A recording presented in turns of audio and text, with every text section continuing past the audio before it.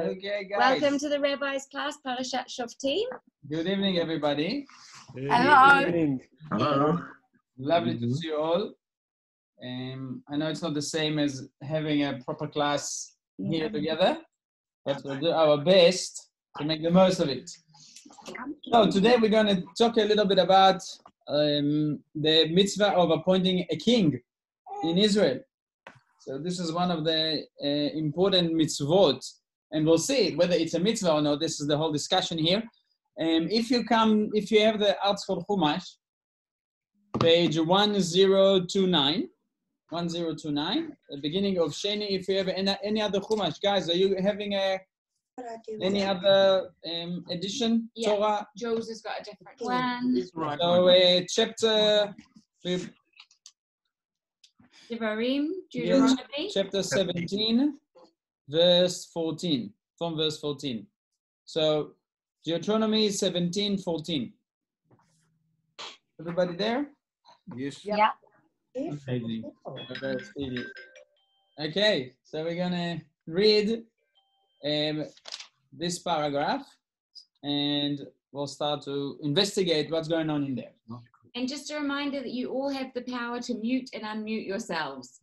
So if you don't want us to hear you chatting in the background or anything like that, don't forget to mute. Yeah, and if you want to ask a question, just raise your hand, and we'll hopefully we can. You unmute yourself. You can raise your hand if you like, but you need to unmute yourself. Do you like to be muted? Okay. Deborah, you want to read or? Sure. Yeah. You point, I'll read. Yeah. Okay, verse 14. When you come to the land that Hashem your God gives you and possess it and settle in it, and you will say, I will set a king over myself like all the nations that are around me. You shall surely set over yourself a king whom Hashem your God shall choose from among your brethren. Shall you set a king over yourself? You cannot place over yourself a foreign man who is not your brother. Only he shall not have too many horses for himself, so that he will not return to the people to Egypt in order to increase his horses. For Hashem has said to you, you shall no longer return on this road again. And he shall not have too many wives, so that his heart not turn astray. And he shall not greatly increase silver and gold for himself. It shall be that when he sits on the throne of his kingdom, he shall write for himself 2 copies of this Torah in a book from before the Kohanim, the Levites. It shall be with him, and he shall read from it all the days of his life, so that he will learn to fear Hashem, his God, to observe all the words of his Torah and these decrees, to perform them, so that his heart does not become haughty over his brethren and not turn from the commandment right or left, so that he will prolong years over his kingdom, he and his sons amid Israel. Okay, brilliant. So what is it? Is this a mitzvah? Is this a mitzvah to appoint a king? What do you think the Torah is telling us here? Kind of a contradiction maybe between the first and the second verse. Anyone can see that? Yeah? When you come to the land that Hashem your God gives you and possess it and settle in it, and you will say, I will set a king over myself like all the nations around me. Then what? You shall surely set over yourself a king whom Hashem your God shall choose. From among your brethren shall you set a king over yourself. You cannot place over yourself a foreign man who is not your brother. Okay. Yeah, I think it's a good thing because Hashem has chosen him. Okay. Right. But to start with, Hashem said there was not supposed to be a king. Hashem is the ruler over Israel. Yeah. Okay. All right. So already we have both opinions here. Yeah. Look at this. The Torah starts with, especially the translation is a little bit. Okay. You all right? Mm-hmm. Yeah. We're gonna struggle a little bit with Achia in the background, but we'll make the most of it. Obviously. By the way, if we come to that, we have even something about Achia today. So it depends how we go quickly. Yeah. But isn't there a contradiction? Because we were not to be like the nations around us. All right, and so so look at this. This is exactly what's the problem here, because the first verse says, "Ki tavo el haaretz," when you come to the land, yeah, and then you say, "I want to appoint a king like the other nations around me," but then the Torah says, which is the language, the translation is not as strong as the Hebrew. The Hebrew says, Som tasim alecha melech. Yeah, you shall appoint a king upon yourself. Som tasim is a commandment. You shall appoint. An imperative, yeah? Yeah? It tells you to do it. It tells you to do. It's like, you must do that. So I don't understand. Is it something I must do? Or it depends if they're asking something which is maybe not the right way to ask. Yeah? Let's see the Gemara. The Gemara in Sanhedrin. Gemara in Sanhedrin, page 20b. And the Gemara discussed these exact verses that we just read. The Gemara says the follows. And this is called Parashat HaMelech. Yeah? Melech, obviously, king in Hebrew. And the Torah calls it Parashat HaMelech, or the Gemara calls it Parashat HaMelech, the portion of the Melech, discuss the laws of the Melech, of the king. And it's very hard for us to imagine today in our time, yeah? How can we even appoint a king? It's something completely seems to be, from ancient times, yeah? Sorry? Didn't Hashem appoint a king? Let's see. That's a very good point. But what we need to understand, whether this is a mitzvah that someone needs to fulfill, how is that exactly happens, and what happened with the kings that we do know. Yeah? So all this, the Gemara says something like that. Listen carefully. Rabbi Yehuda says, Shalosh mitzvot nitztavu Yisrael b'knisatam la'aretz. 3 commandments, 3 important mitzvot, Hashem commanded the people of Israel once they entered the land of Israel. And he counts them. What is like a kind of a mitzvah that depends on the nation, not the individual mitzvah, not to put a tefillin or keep Shabbat, something that related to the entire nation. Yeah? And Rabbi Yehuda says, Le'amid la'hem melech, the first one is to appoint a king. So when the people of Israel coming to the land of Israel, they need the first mitzvah, and by the way, that's also in the Rambam. This is for the halacha. The Rambam, the Maimonides, says this is the halacha. So the first mitzvah is le'amid la'melech, to appoint a king. Then le'achrid zaro shel Amalek, to destroy the nation of Amalek. Yeah, the mitzvah to destroy the nation of Amalek. You know Amalek, who tried to kill the entire Jewish people after they left Egypt. And then the third one, velivnot lahem et bet habchira, and to build the temple. Beit habchira, it's of course Beit HaMikdash, the temple. So these are the 3 mitzvot, and what is the order? And the Gemara discussed what is the order for that. Obviously, what needs to be first? Are you starting with Beit HaMikdash? What do we need first? The Gemara answers, of course, the king has to be appointed first. He will have then the ability to have an army, then to remove Amalek from the world. And then the third one is, of course, once there's peace in the world peace, the king can build Beit HaMikdash, the temple. Okay? This is Rabbi Yehuda. But comes Rabbi Nehorai, another important rabbi, and says, no, I disagree. Lo ne'emra parasha zo ela keneged tar omtan. He says this portion of the melech, of the king, is only given as a result of the complaint. Kind of Hashem predicted what they're going to complain in the future, like what you said, they want to be like other nations. Yeah, it's not good enough what we have. So Hashem says, you know what? I don't want you to have a king, but if this is what you wish, this is the ways that has to be, this is the way that a king can be appointed. Hence, the laws of you shall not what? Remember the verses we just read? You shall not appoint a king.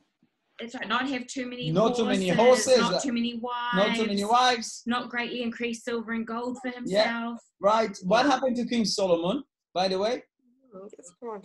Each and one of them happened to him. This is why he lost his kingship. Yeah? Yes. Each and one of that, he had a lot of money. He had many horses. He even went down to Egypt for a visit. And of course, too many wives, 1,000 wives. That's quite a bit, right? And so all that, Jordan, are you listening? You want to be King Solomon?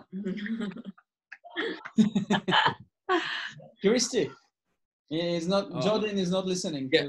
Important I know. I am. You're talking about Esther, but I was just testing. I mean, I'm texting the link to Esther and Jeremy Steinberg. Oh, lovely. Cool. Yeah. They didn't know it was the lecture was on, so I'm just sending it to them. Lovely. Thanks. Perfect. Anyway, so this is exactly what the Gemara discussed. Whether this is a mitzvah, I would call it lekatchila, means this is something that it is very much wanted to be. Yeah, it's something important that we need to have.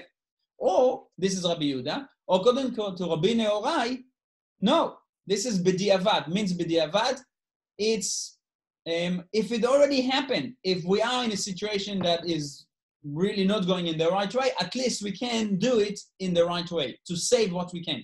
Make sense? The two ideas. So always remember, this is in Talmud, in Halacha. That's always the two ways. Lekatchila, what is the best way to go?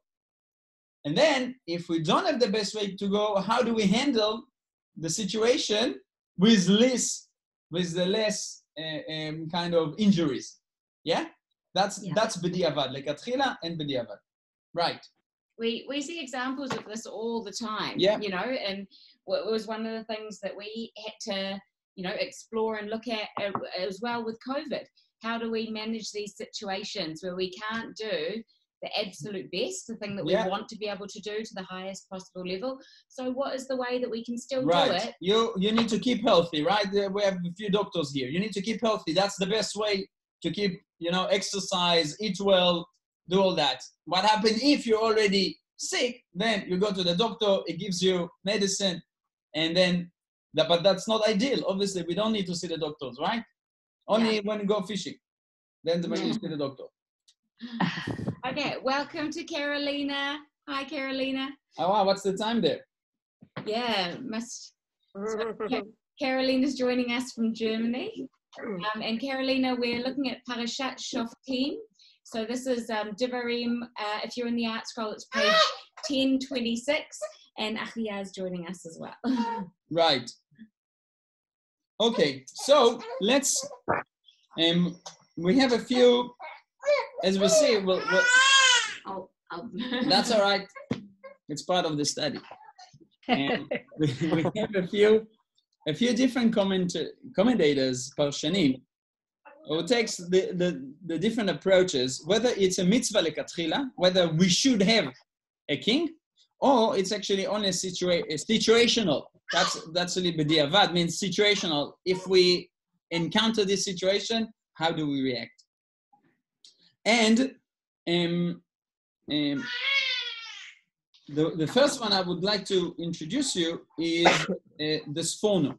The Sforno says something really interesting. The Sforno says, and he quotes the verse that says, "Asim alai melech kechol hagoyim." I should appoint myself. I want to appoint a king like other nations. And he says the problem is actually at the end of this paragraph. Look at this. What's the problem at the end, or so to speak, the problem or not the problem? If you go to verse 20, yeah, the last verse of this mitzvah, what does the Torah say? The Torah says, so that his heart does not become haughty over his brethren and he won't turn from the commandment, right or left. So look at this. So that he will prolong years over his kingdom, he and his sons and Israel. Do you see a problem with this? What is the problem here? Could be a problem here? What happens if you have kingship that, basically this is the idea of kingship, what? It always goes, bear with me guys, It goes inheritance, right? It passed down to the next son, to the next generation. Yeah. The Sforno is worried. The Sforno says like this. He said, why the people of Israel wanting a king? This is not good. They want to be like other nations. Other nations have kings that the father is a king, the son will be a king, and then forever forever after, regardless maybe if actually they have the quality to be the king, if they are good enough to be a king, if they exactly what the Torah is asking to the king to be, humble, not to do it for himself. He needs to be a civil servant, not the opposite, right? So the Sforno says that Lo k'inyan hashoftim shaya shofet molech hu bilvad. We're talking about now Parashat Shoftim. And what do we know about the judges in the book of Judges? Are they judges, any appointed judge? Is this something that depends on his qualifications or depends on his ichus, on his family? Character. But It's supposed to depend on his character.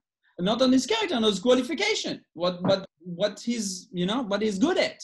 Yeah. Okay, on his character, of course, character and qualification. Yeah, regardless of which family he comes.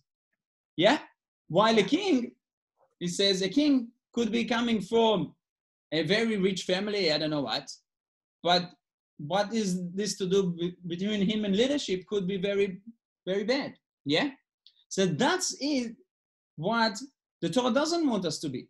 The Torah doesn't want us to be like all other nations that actually just want to have someone and they don't need to worry about elections every 3 or 4 years. They don't need to do campaign. You have got someone, he's doing all the job, forgot all about it. Yeah? Yeah. So, Rabbi, where does it say that the king's heirs become the next king? it says, if he fulfills the mitzvah, look at this. The Torah is careful. And that's exactly what we need to investigate, whether this is something good to have or not. The Torah says if he'll fulfill the commandments, if he would do what the Torah asks him, then so that he will prolong years over his kingdom, him and his sons and Israel, amid Israel.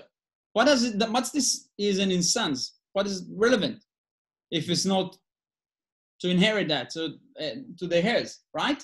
So then it's a contradiction because number 15 says that the Lord will choose. Oh, excellent. You're getting the message already. You see that actually the verses are quite contradicting, so to speak, each other. Yeah? So the Sforno again says, he said that what actually is meant to be, which is interesting, he said, we want to have a king like a judge, which will be appointed, but with the right qualifications, with the right character. But if it's not, and if it passed down to the wrong one, it should not have it. Yeah? That's the Sforno. And then everybody quotes Shmuel. Look at this. We need to read, which you don't have. And we need someone to read. Anybody with Tanach, maybe? Otherwise, I'll have to read. Yeah? Nobody has Tanach. I got. Okay. Oh, very good. First Samuel 8:5. Are you going to 1 Samuel 8? Very good. Yes. How do you know? That is because that's where it says that the king will take away I know that everything from you. Israel is asking for a king. Correct. But Israel is asking for a king to Shemuel and Shemuel. Okay, his Deb is coming back, so I can have him now. You can have a break. Yeah. Samuel 8. 1 Samuel 8. Yeah. So Samuel chapter 8 from verse 4. So I remind you, Samuel basically was a judge himself. Yeah? He was a judge and a prophet. And then there's time that he's become old. He was a prophet again, prophet and a judge. And then the entire elders of Israel and the people of Israel coming to Samuel, and asking for a king. Let's see that. All the elders of Israel then gathered together and came to Samuel to Ramah. They said to him, behold, you are old and your sons did not follow your ways. So now appoint for us a king to judge us like all the other nations. Look at this, a king that will judge us. Yeah? One of the important parts of the king is also to be a judge. Yeah? But not in the same way as a normal judge. He has actually overpower, so to speak. in a normal case, the people will come to a Jewish court, will bring their case. But if there's something extraordinary, the judge or the king himself, he sits at the head of the Sanhedrin. He can make a decision, he can make a ruling that is exceptional, okay, because of his power. Yeah? It was wrong in Samuel's eyes that they said, give us a king to judge us. And Samuel prayed to Hashem. Hashem said to Samuel, listen to the voice of the people and all they say for you. For it is not you whom they have rejected, but it is me whom they have rejected from reigning over them. Like all their deeds that they have done from the day I brought them up from Egypt until this day. They forsook me and worshipped the gods of others. So they are doing to you as well. And now heed their voice, but be sure to warn them and tell them about the protocol of the king who will reign over them. Well, okay, let's say what is the protocol of the king. Let's compare it to what the Torah says here. Samuel told all the words of Hashem to the people who had requested a king from him. He said, this is the protocol of the king who will reign over you.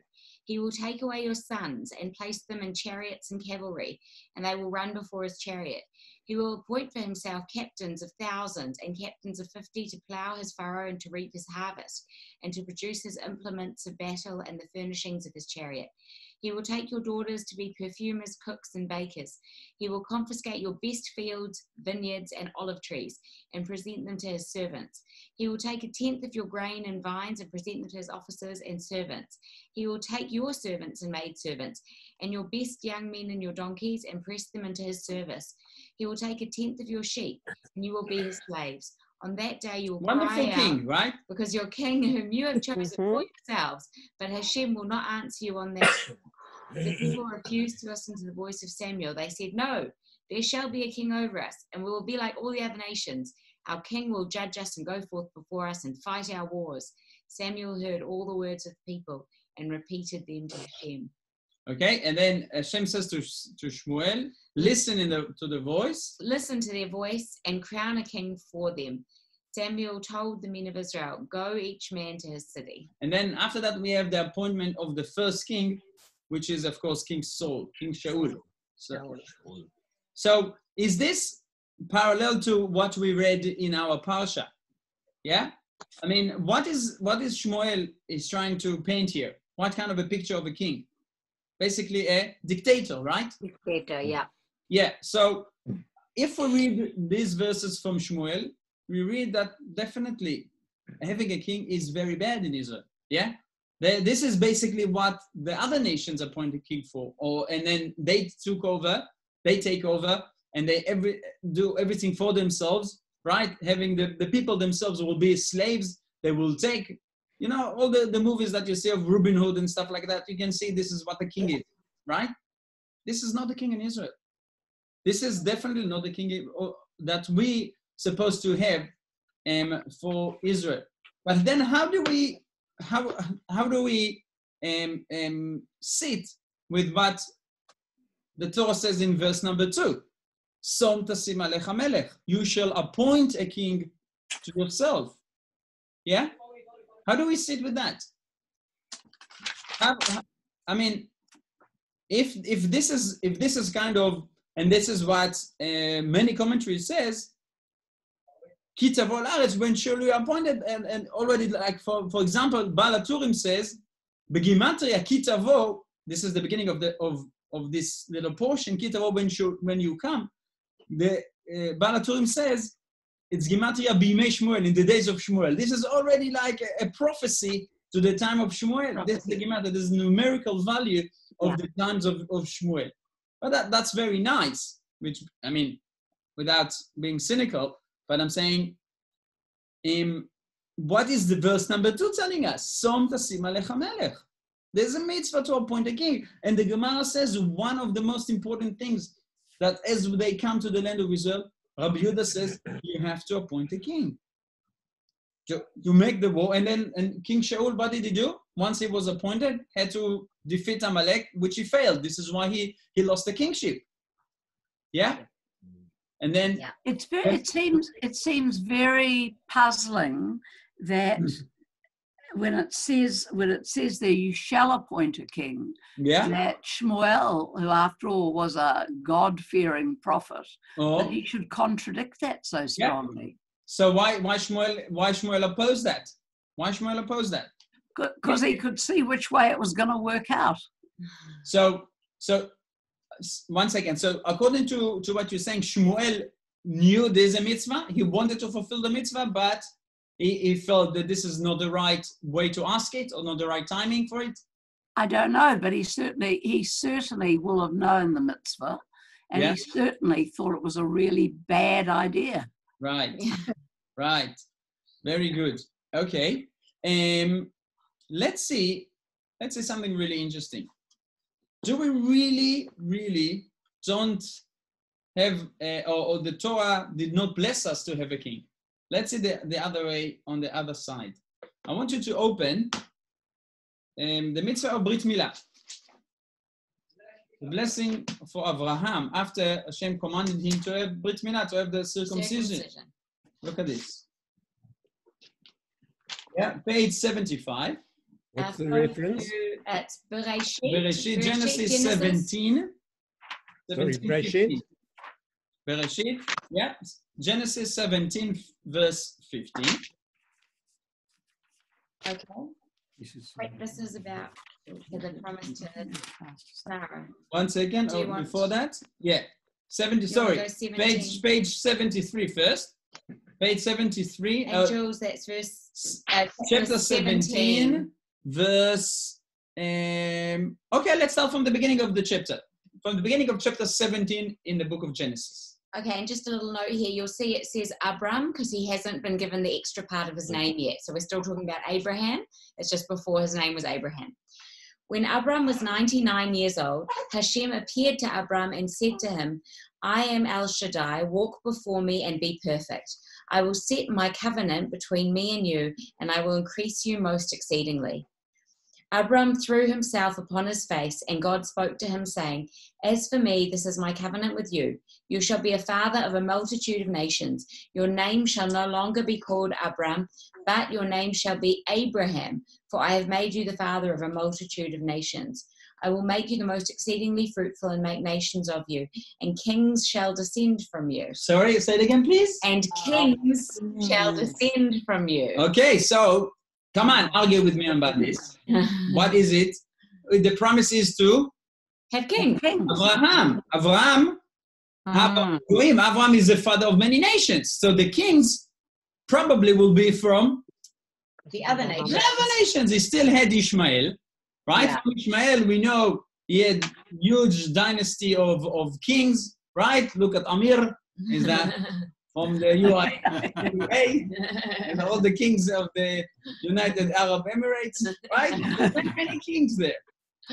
So you argue with me that there's the promise to be Avamon, going to be a father of many nations. Abraham, again, is the acronym of Av Amon Goim, a father of many nations. One of them will be a king. That's all fine. So it doesn't require the Jewish people to have a king. Okay, but we're already going to the next page and see this. So now the promise to Sarah. Chapter 17, verse and then 15. After we have the bris, look at this. In the beginning, we have a general promise to Abraham, and then Hashem commanded him in those verses just after that to have the covenant with Hashem and with his offsprings. Yeah? And you can see from the top of the page or from verse 9, please read that. So back to verse 9. Yeah. God said to Abraham, and as for you, you shall keep my covenant, and you and your offspring after you throughout the generations. This is my covenant which you shall keep between me and you and your offspring after you. Every male among you shall be circumcised. You shall circumcise the flesh of your foreskin, and that shall be the sign of the covenant between me and you. At the age of 8 days, every male among you shall be circumcised through your generations. He that is born in the household or purchased with money from any stranger who is not of your offspring. He that is born in your household or purchased with your money shall surely be circumcised. Thus my covenant shall be in your flesh for an everlasting covenant. An uncircumcised male, the flesh of whose foreskin shall not be circumcised, that soul shall be cut off from its people. he has invalidated my covenant. We know severe punishment for those who don't perform the mitzvah of Brit Milah, the mitzvah of the covenant of the circumcision. And then look at this, verse 15, Hashem gives a promise also to Sarai, yeah? And God said to Abraham, as for Sarai, your wife, again, Sarai, Sarah, same person, do not call her name Sarai, for Sarah is her name. I will bless her. Indeed, I will give you a son through her. I will bless her, and she shall give rise to nations. Kings of people will rise from her. Kings will rise from her. So now we are actually narrowing it through the line of Sarah. You can't say now this is, Abraham, which had 2 wives. Yeah, so maybe it goes from Hagar to Ishmael to the other nations, the kingdom of the Emirates. Yeah. But here we see we narrow the line, and through Sarah there is a promise also to have kings. Kings of people will rise from her. Okay, you're arguing with me again. What happened after that? We're still not.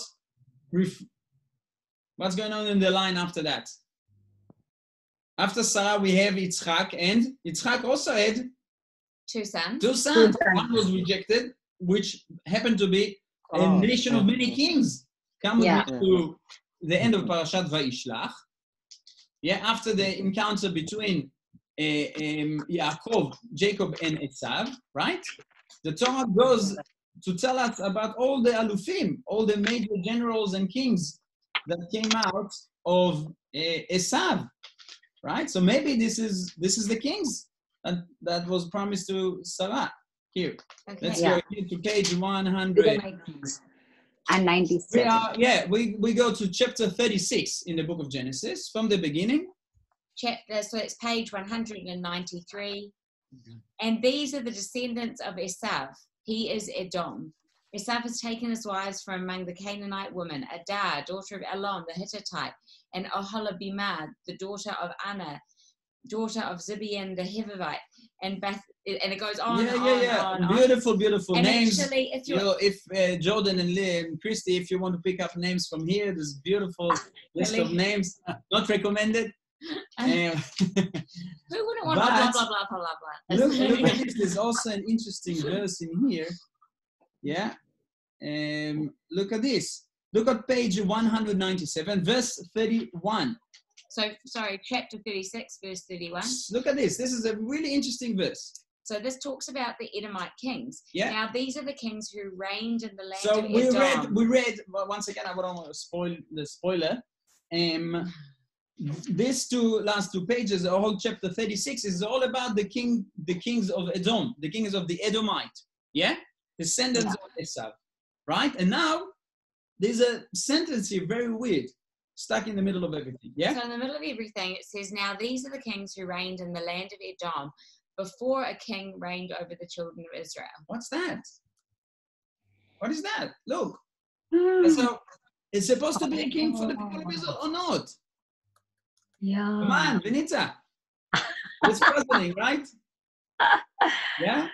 Yeah, it's a big puzzle. But by the way, we are waiting for the Messiah, the Mashiach, yeah? What do we call the Mashiach? Melech HaMashiach. Melech. King Mashiach. The King Messiah. King Mashiach. So, and all the prayers and songs.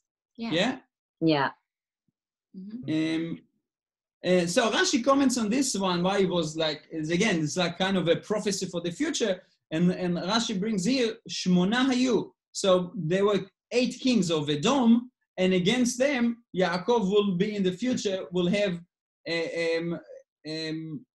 kings Shaul and his son Ishboshet, and then David and Shlomo, King David and King Solomon, Rechavam, Aviyah, Asa, Yoshaphat. Rashi brings here 8 against 8. So there is already a promise that there will be a king from the people of Israel. It must be. It's not a b'diavad. It's not something that is, okay, the people of Israel are asking a wrong request, so this is how to deal with that. It's actually, there should be a king to the people of Israel. And now look at this. So you can still argue maybe Edom, blah, blah, blah. Let's see what is the promise to Yaakov. let's see this in Parashat. Are we talking about Parasha? Oh, did I not have? It's here. So we have, Sorry, 1 second. you know, we have this renewing of the covenant in each generation. So we have first the covenant given to Abraham. Yeah. Sorry, even before that. Sorry, I missed one. In chapter 35, go back to chapter 35. Now, after Yaakov is finally separating himself from Esav, and he survived the supposed to be attack against him. 35. Yeah. Chapter 35 here. The beginning of chapter 35 in the article, it's page 187. Okay. God said to Jacob, "Arise, go up to Beit El and dwell there, and make an altar there to God who appeared to you when you fled from Esav your brother." So Jacob sent his household and to all those who were with him, discard the alien gods. Sorry, not this one. Go start from verse 9. From verse 9, okay. Yeah. Verse 9, next page. And God appeared to Yaakov again when he came from Paddan Aram, and he blessed him. Then God said to him, "Your name is Jacob. Your name shall not always be called Jacob, but Israel." So Hashem reinforced, right? You remember the story that the Yaakov fought with the angel, and the angel hit his socket, right? His hip socket. Yeah, and then because of that, we can't eat that part. Never mind. The angel said to him, "Your name will be Israel, no longer Yaakov." Now Hashem repeating that promise. Thus he called his name Israel. And God said to him, "I am El Shaddai, be fruitful and multiply. A nation and a congregation and nations shall descend from you, and kings shall issue from your loins." And kings shall blah, blah, blah from your loins, right? So, back to you guys. What do you think? A king is something that is desirable. Oh, that's the word that was. Well, just because whether it's desirable or not, it can still be told and prophesied. Yeah. Except that this is coming in the context of blessings. Yeah. So it does seem like it's a positive thing to have kings coming from your descendants. Yeah. All right. So any of the descendants of Abraham, which means the entire, all the children of Israel, are eligible to become kings. Anybody. Oh. Because it's the same bloodline. So what are you suggesting? Are you talking about now the house of David? Where is that coming into effect? No, I'm saying that when they want to appoint a king, they can appoint anyone, and then if they don't want that king or something happens to that king, they can appoint anybody else. It doesn't appear to be hereditary. Excellent, Len. This is really, really good. We'll see where the change is, and maybe I'll jump quickly to what the Rambam says in the Halakha, which is really interesting. Yeah, Rambam says, look at this. Rambam says, this is in Sefer HaMitzvot, the book of Mitzvot to the Rambam. On the Parasha, of course, this is his main part about the laws of the king. And he says, look at this. He says, if there is a prophet who appointed a king from other tribes, we know that actually the dynasty should come from the house of David. And we'll come to that in a moment, but just to answer your question, because it's really good. Yeah, if there is a prophet, for example, the prophet Samuel appointed King Saul. He's not from the house of David, he's from Benjamin. He's from the tribe of Benjamin, he's not from the tribe of Judah. Yeah? Yeah. And so the Rambam says, if the prophet appointed a king from different tribe, and this king followed the Torah and the commandments, he walked in the ways of Hashem, and he fought the wars of Hashem, yeah? He is a king.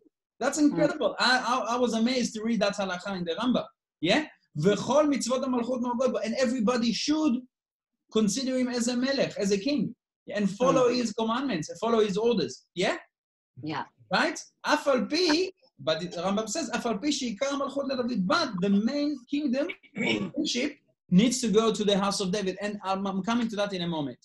And he says, potentially can come and be from his children, the house of David is only the one who can actually continue that. Yeah? And the Rambam says, Share Achia Shiloni. Yeah.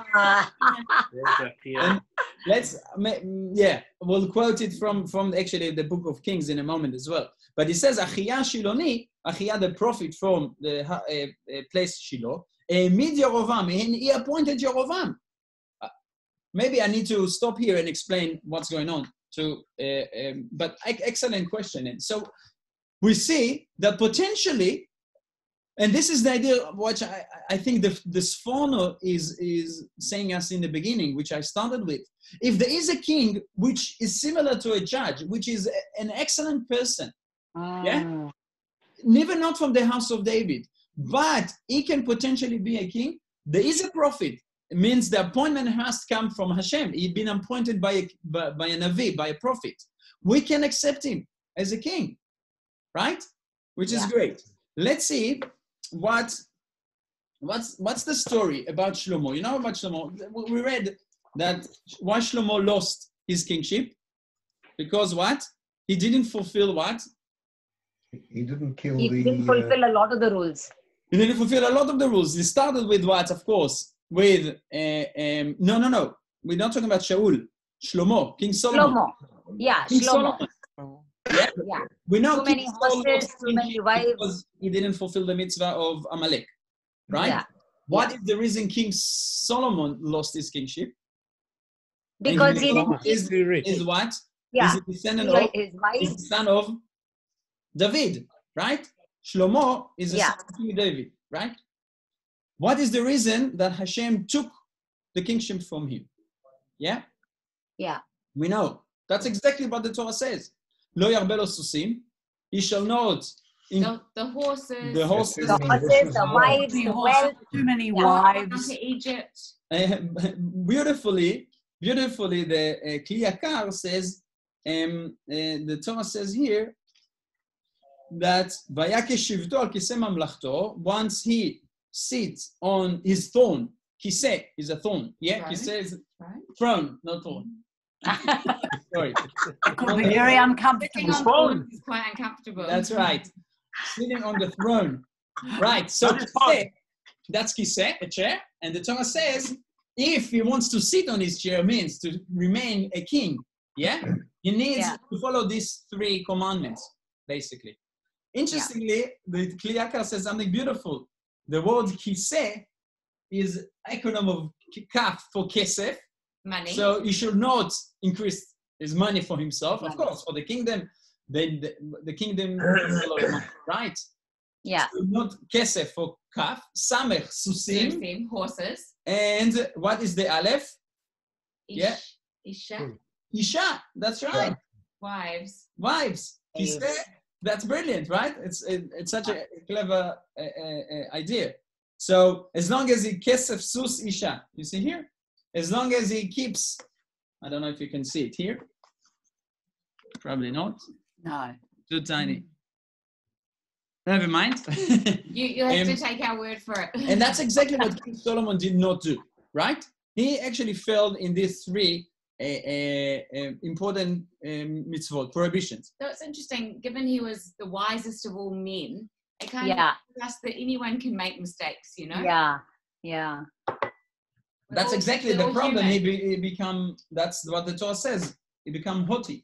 The haughtiness is the problem. Once he has all that, he says, I've got everything. Nobody can tell me what to do.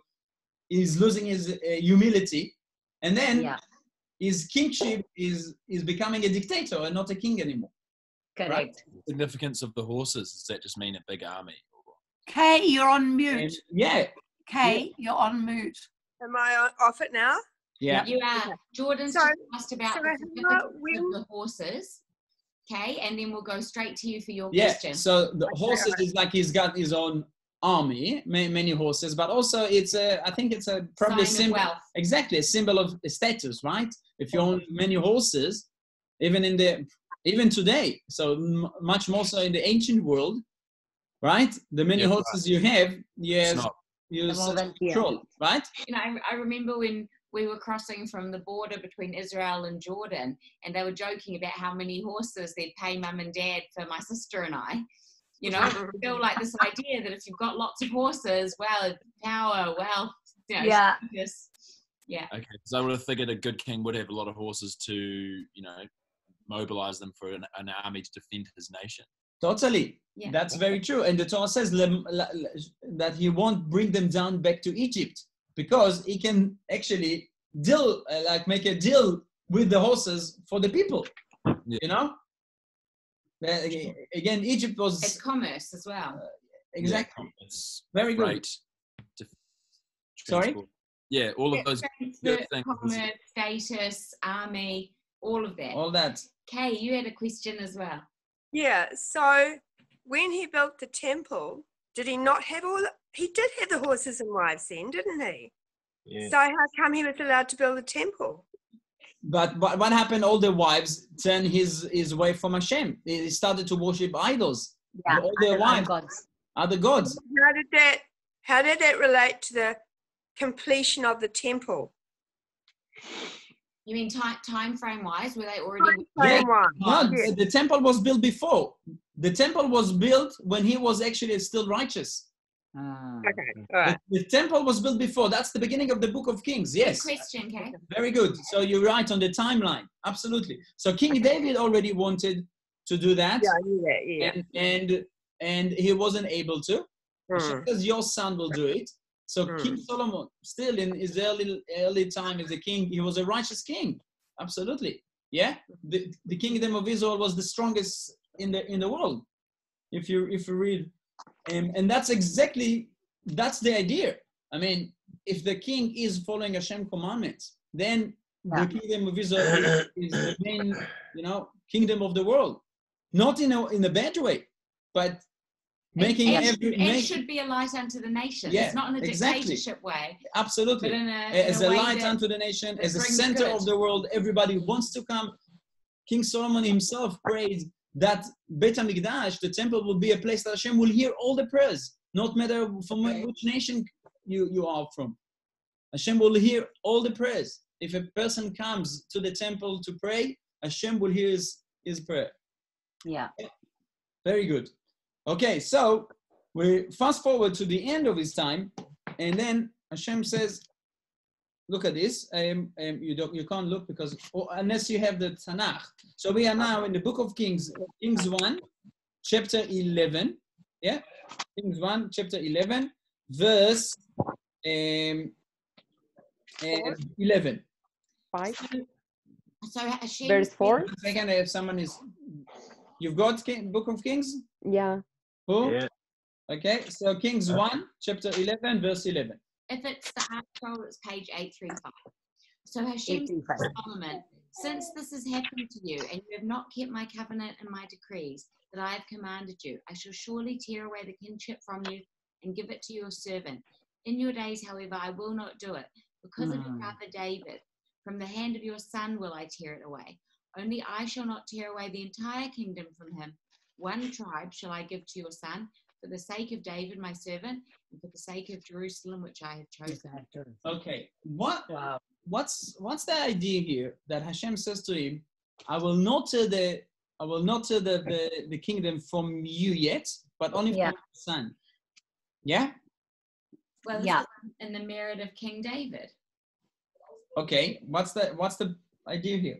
I mean, if King Solomon would be like a good father, he says, you want to hurt my son? Or if he's an evil king, I don't care. Whatever you're going to do, the generation next, I don't mind. Obviously, that's not the case, right? There's a severe punishment here. I mean, a good parent, right, would prefer if someone wants to hurt him or his child, hurt me, don't hurt my child. So to take the kingdom from his child is something very painful. What is the idea? Why Hashem is actually saying, I'm going to do it only from the next generation.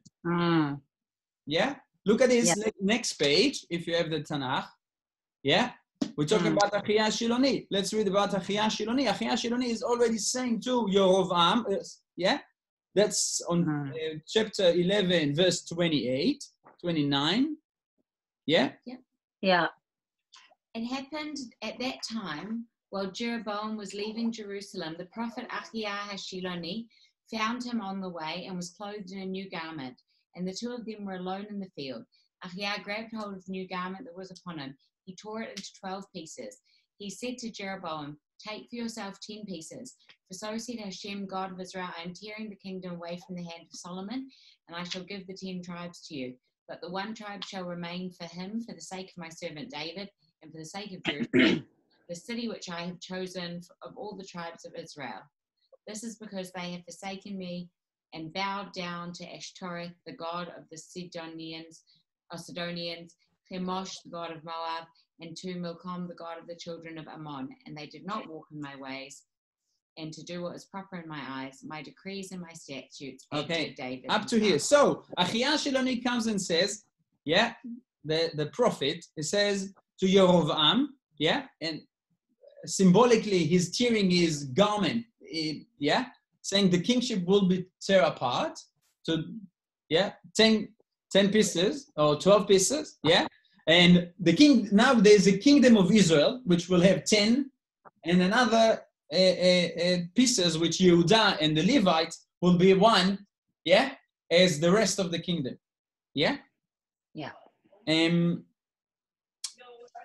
What is the idea? That again, the kingship is not going to be taken away from Shlomo yet. This is a great message here, because what is the main idea of the kingdom or a king is what we said in the beginning, is the continuation. If King Shlomo already would lose his kingship, then King David hasn't got anything. He's not a king. He's just a judge. If King David, if Shlomo would lose his kingship straight away, means we look the generation back. There's no lineage. There's no lineage. David become a judge now. And that's it. There's no promise. Look at this all the time. There is a promise between, and this is what Achiah, more than that, between the place where Bet HaMikdash, the temple, should be, and who has been chosen. Again, let's read this verse 32 again. So verse 32 says, "But the one tribe shall remain for him, for the sake of my servant David, and for the sake of Jerusalem." For the sake of David and for the place of Jerusalem. We go back to our Parasha, and this is what some of you mentioned already. Let's go back to our Parasha. Parashat Shoftim.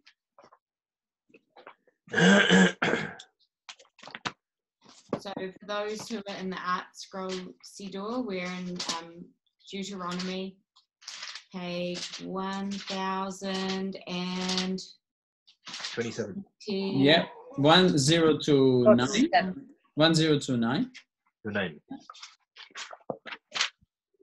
And verse 15 says, "You shall surely set over yourself a king whom Hashem your God shall choose." Hashem your God shall choose.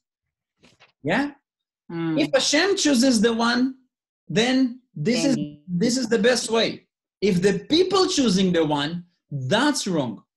That's where the problem lies. And that's beautifully says the Kli Yakar. The Kli Yakar says, if we really read carefully the story of Shmuel again, let's go back to Shmuel.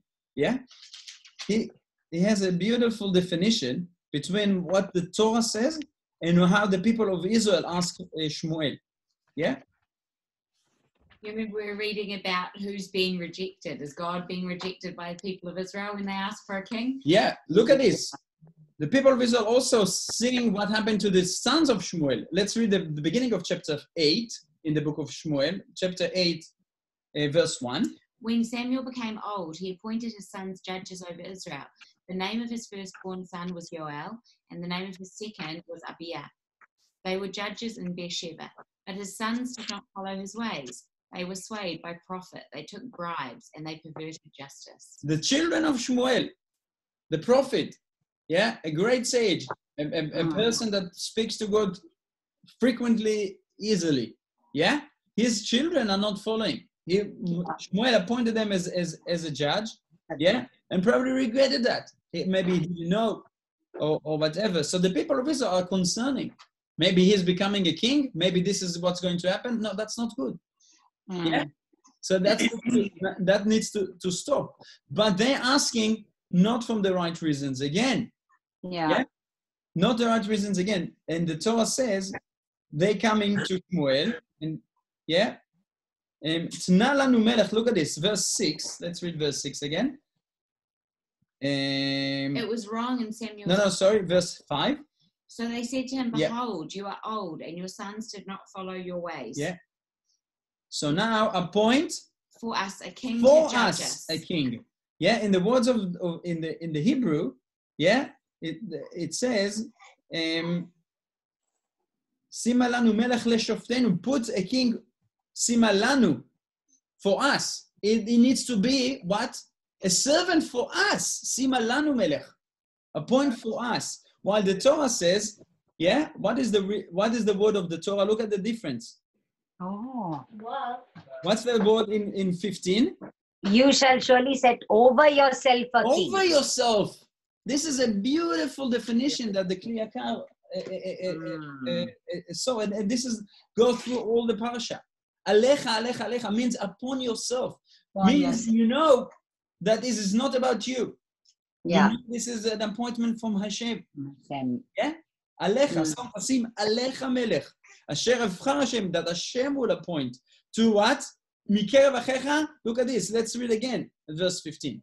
How many times the word upon you? Yeah, let's read it again. Hashem appointed a king for everybody. Is that right? Sorry? Hashem appointed a king for everybody. Is What do you mean for everybody? What do you mean? For all the nations? For Israel. For Israel or not? Well, the distinction, Eunice, is around whether the king is there to serve or be served. Oh. When the people of Israel asking it in the beginning, in the times of Shmuel, they want them like the other nations, that he will serve them. They will tell them what to do. Beautifully, I have to quote that from the Kli Yakar as well. Jules, you will love that one. The Kli Yakar says something amazing. He says, in the time of Shmuel, they didn't ask properly, and they said, "Tna lanu melech, give us a king for us, and not to point upon us." Yeah, and he says, "V'keminhag haratzot elu." He lived in Italy. I don't know what 200 years ago or something, maybe more. And he says, "Keminhag haratzot elu," the tradition of our places, our nations, shemekablim eizer rav, that they appoint a rabbi in their communities. Al zman yadua, for a certain time, like appointment for 5 years, whatever. Yeah, kedei shelo ye'eimatu aleim. So he won't put the fear upon them. They know it's a limited time. So what the rabbi has to do? His time is limited. Yeah, al ken hu mukhrach lachnif lahem. He has to, capitulate. What's that? Lick. Yeah. Exactly. Yeah. So they won't be rejected. And he says that's the opposite. That's what Shmuel didn't want to do that.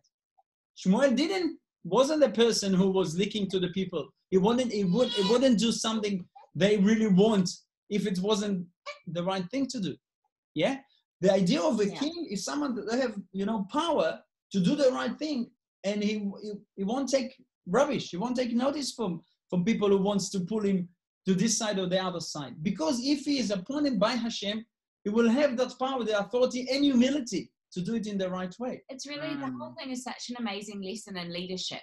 It is. Regardless if you're looking at it from a monarchy point of view, about kings but any type of leader, are they there to serve or to be served? To be served. What kind of role do they play? Are they there to do what's right, or are they there to do what makes them popular? No, so if the people are appointing the king, if they're choosing it, they want the king to serve them. They want to basically to rule and have a figure that, just be their puppet, right?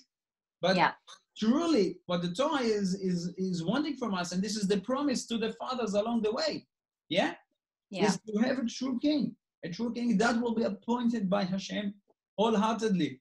It will be a humble person.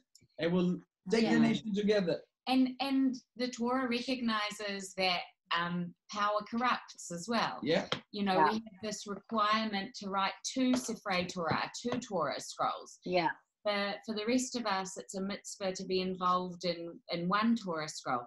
But for the king, there's double the responsibility, because there's a recognition that to be in that leadership role naturally will lead to corruption. Look at this. And we saw that the connection between the place and the king. And this is where, Len, I'm going back to what you said about ultimately, king, this is the difference between a king and a judge, if you want to make a definition. A king is actually starting a dynasty. He's part of a lineage, which every person, every king in that lineage has to actually follow the rules,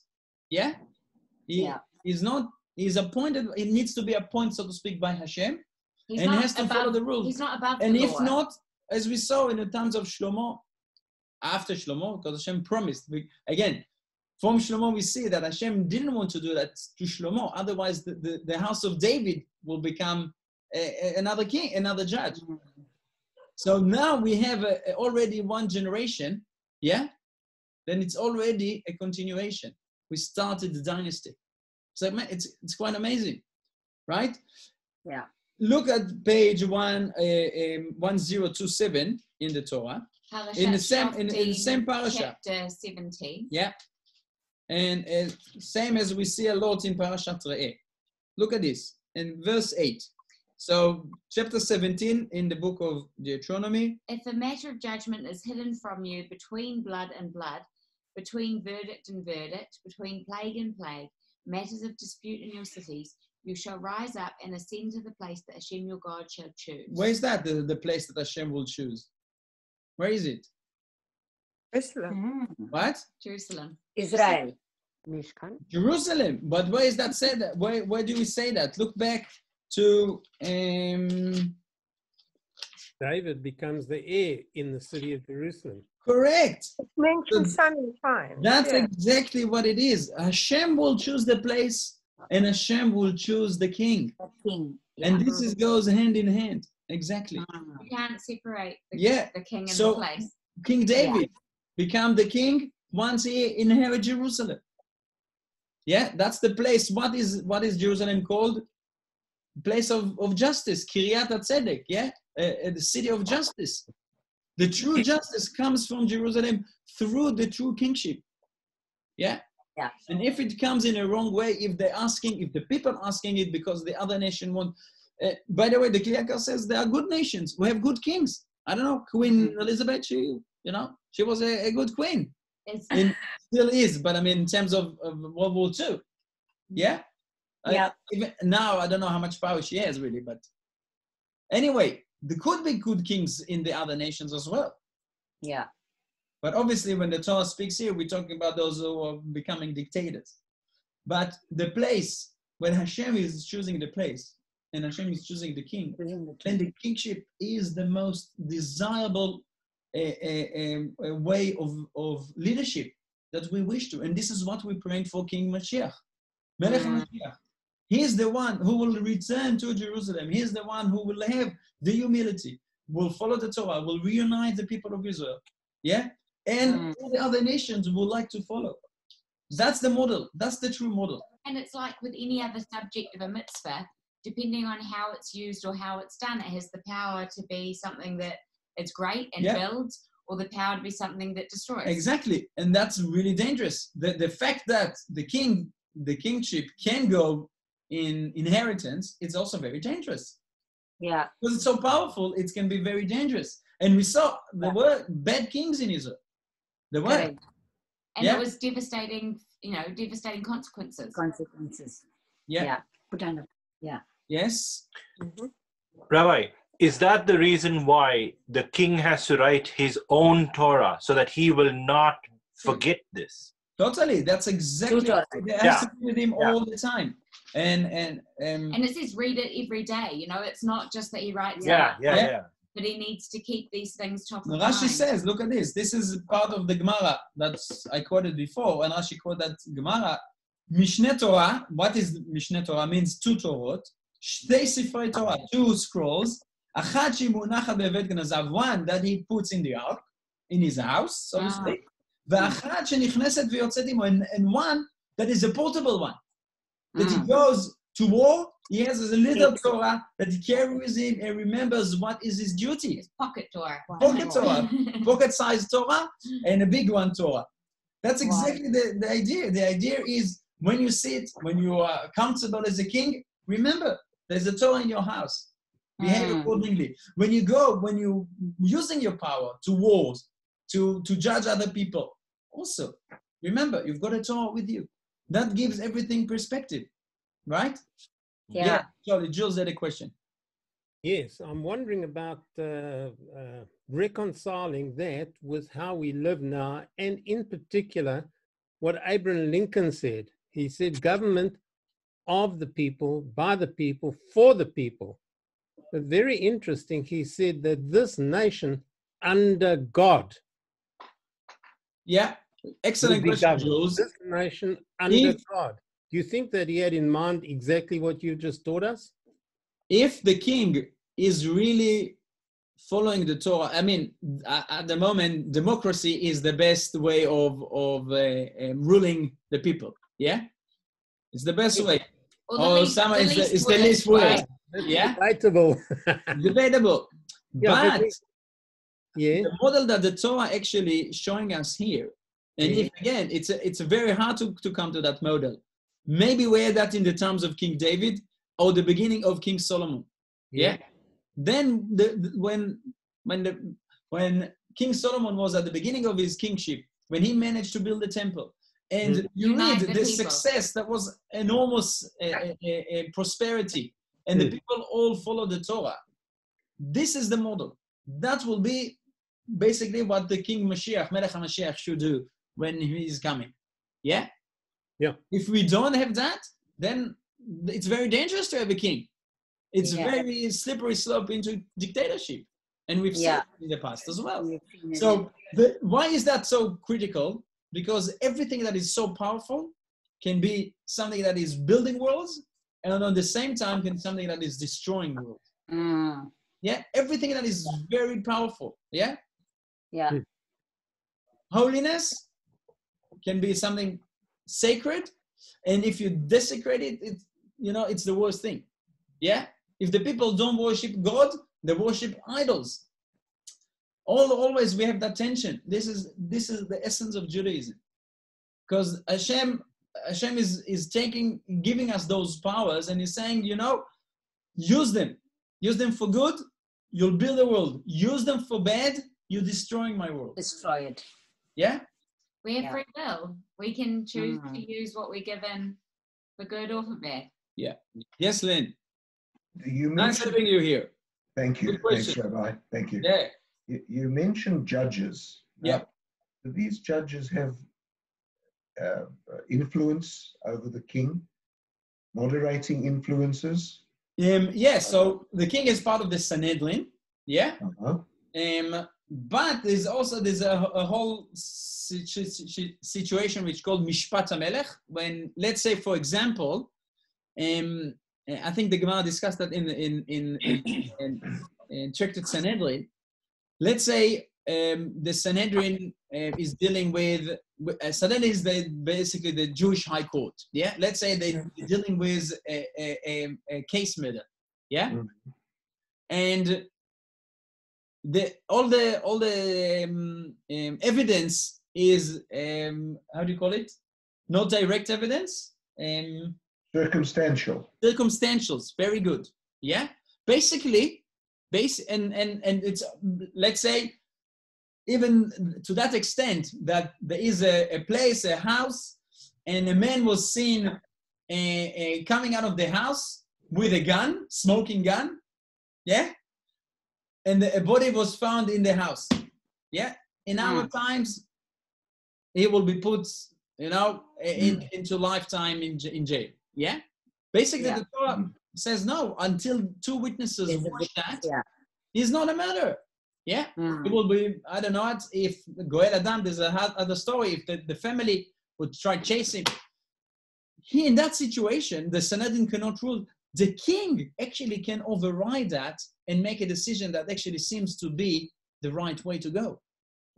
So there's checks and balances on both ways, which is very interesting, but it's a whole other discussion. It's a whole class in its own right. Yeah. Wow. But the checks and balances for the king is here, basically in the Torah. If he follows the laws of the Torah and he stays humble, yeah, then there's no chance he will use his power badly. Well, Gis has a question. Sorry? Yes. Rabbi, so who has got more authority, the Kohen HaGadol or the king? Two different roles. They all need to be together. Yeah, the Kohen Gadol is the religious authority. Yeah. So he is the one who's doing all the sacrifices and he's in charge of the service at the temple. The king is ruling the nation. The Kohen Gadol, the high priest, is not ruling the nation. He's doing the sacrificial work. He is serving God, and he's kind of, on behalf of the people, he's doing all that work. Yeah. So it's like, what can we be? A priest and a prime minister. Two different roles. Yeah. Yeah. But of course, the king must follow the laws of the Torah as well. So he must be a religious guy, so to speak. So In both cases, there's a higher authority that they need to follow in terms of Hashem and the Torah. Oh, yeah. Great questions. Yeah, excellent. I think we can stop here. So if we summarize, then of course, if the king appointed by God is appointed by God, and of course in the right timing, and we follow the laws of the Torah, then the lineage, it has to be, and of course we hope today it will come from the house of David. This is the promise of Melech HaMashiach, which the Rambam again said before. Yeah, Malchei Beit David. I just finished with that, Len. You pointed out about king from a different tribe, but he says, Rambam also says, Malchei Beit David, the kings of the house of David, Ema Omdim Leolam, they should reign forever, so to speak. Shenemar Kis'acha Yen Nachon reign. Shenemar Kis'acha Yen Nachon Ad Olam. The promise to King David is that his throne will be forever. Yeah? Yeah. אבל אם יעמוד מלך משאר ישראל, תיפסק המלכות מביתו. If suddenly the house of David is not a good king, we can appoint someone else, but it will be a temporary one. They cannot start a new dynasty from there. Yes, which is really interesting. And again, that's probably part of the checks and balances. Who asked about that? Yeah. Oh. So basically, he can be removed. I don't know if the people can make a whole, overturn, but basically is also not there forever. Yes. So do we expect Mashiach to come in the form of a king, a prophet, or something completely different? So we're expecting Mashiach to be Melech HaMashiach. He won't be a prophet, but Hashem will talk to him, and there will be, I don't know, good question. We have no answers for that so much as we know, but we can read the Rambam about the King Mashiach. But the Rambam says one of the things that the king, again, will do, once Mashiach coming, he will have that war against Amalek. He will rebuild Bet HaMikdash and reunite the people. So we're still waiting for that to happen again, or to happen in a better way than it happened before. Doesn't it sound like a king, because he will be the anointed one? Anointed by whom? By Hashem. Yes, exactly. Chosen by Hashem. Yeah, and then this is why it can't be, unless there will be a prophet, which we have also laws in the Rambam, how to identify a true prophet and not a false prophet. But let's say if someone claims he is a Mashiach, it's very difficult. Yeah, the Rambam says that potentially Bar Kochva could have been the Mashiach Yeah. Yeah. You know the war. But you know Bar Kokhba in the time of the Romans, fought against the Romans. He said, "This is what Rabbi Akiva believed. He is the Mashiach." He had the ability because he was strong. He managed to bring the people together. He managed to fight against the Roman. Rabbi Akiva himself thought he should be the king, but he didn't succeed. So I'm still waiting. Still waiting. Very, very interesting stuff. Can I just say something quickly? Please, Kate. No, it's just before when you said, you know, that like the king had his own copy of the Torah, and that made it really special. I was just thinking there are two countries in this world that have their inhabitants like that. They are it's a terrible countries to live in, plus other ones, and those particular countries and some other ones as well are complete atheistic countries. In fact, it's almost... Which countries have what? Those countries? Kay's saying in the countries like that, there is no belief in a higher power. There's no one to be accountable to. Excellent. Absolutely. Yeah. I gave a whole Josh why I think, you know, when our prime minister claimed to defeated COVID, which we say it's not been defeated yet. I said, she said team of 5 people and said 5 million. 5 million, sorry. I said, there's one sentence is missing. With the help of God, you know? We didn't do it by ourselves. Yeah. Yeah. And so if you have that constant humility, then this is the secret to good leadership. Yeah. Rabbi, a king must not have too many wives and too many horses. Yeah. Forget about the wives. Let's look at the horses. Now, now, if a king does not have many horses, then he can have some. Even King David had like 12 wives, I think, you know. Okay, let's forget about the wives. Too complicated. Yeah. If a king doesn't have too many horses, therefore he does not have very much of an army. Because if I compare that to the same Parashat Shoftim, which again, is I think the definition 20. is whether he is collecting it for himself. Same as money. The king, how's the kingship or the kingdom can live without money? They need to function. Yeah, he needs a treasure. He needs gold and money and to he sustain needs the an kingship. adequate army for sure. As long as he does it for the sake of the nation, there's no problem. The problem is once he's taking the money to his own pocket all the time, and the people are starving, and he's having the horses for himself to, I don't know, bet on racing, and then the army has no horses. Okay? Yeah, acquiring for self. Yes, everything is what is the use for. Okay.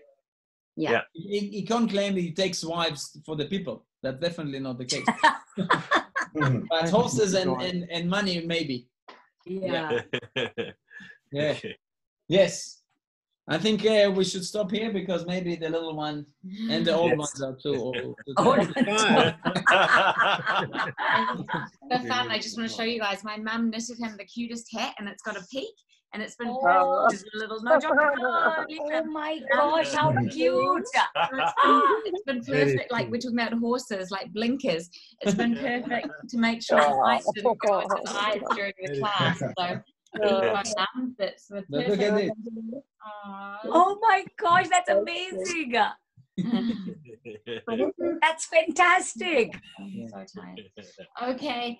Thank you guys for joining us. It was really good. Thank you so much. I'll just say something. Can I make an announcement? Once again. An announcement. Jordan has a question. Yeah. Jordan first. Jordan first. Thank you. I want to say thank you. Oh, you're welcome. Most welcome. Lovely. Join us anytime. Yeah, really. we look forward to being able to have you guys all in our home again, please God.